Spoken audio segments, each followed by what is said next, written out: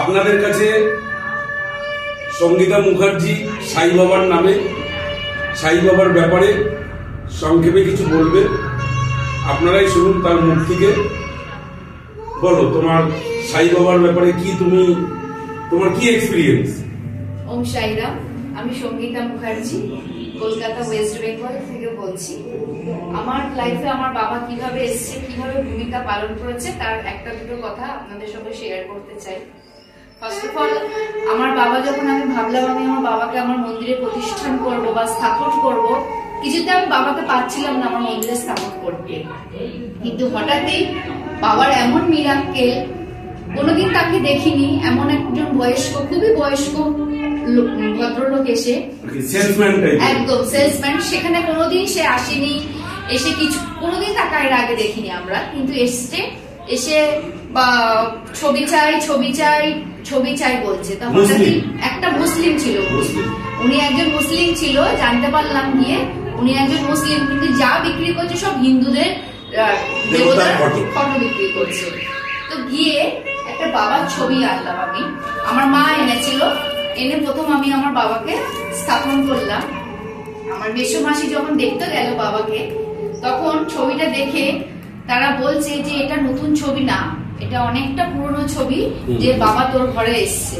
তো সেই যে আমার বাবা এলো আমার ঘরে, তারপর থেকে আমার জীবনে একটা প্রবলেম আসে, কিন্তু বাবা যে কিভাবে তার ছোট উদাহরণ। আমার বিয়ে হয়েছে আজ এই আমি 11 বছরে করলাম, আমি কিছুতে ইস্যু নিতে পারছিলাম না, আমার কিছু না কিছু প্রবলেম হচ্ছিল। যখনই ভাবছিলাম আমি কনসেপ্ট করব, কিন্তু কিছুতে আমি পারছিলাম না,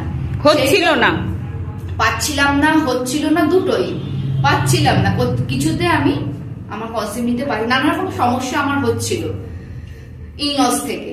তো সেই সময় হঠাৎই আমার মাসি মেশো শিরডি যাবে বাবার কাছে ঠিক করলো।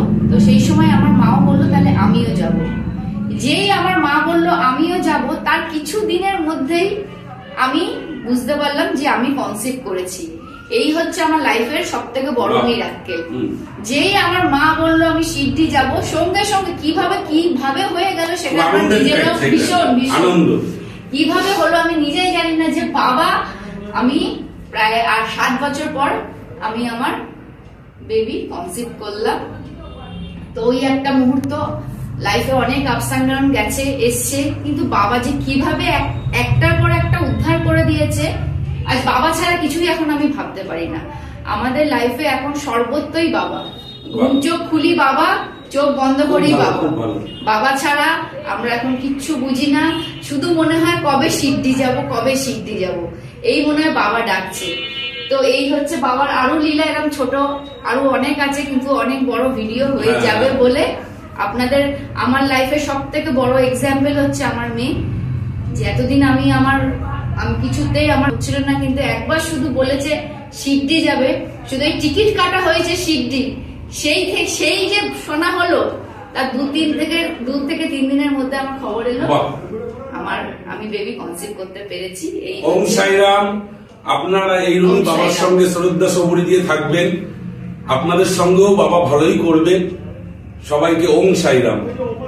ওম সাইরাম।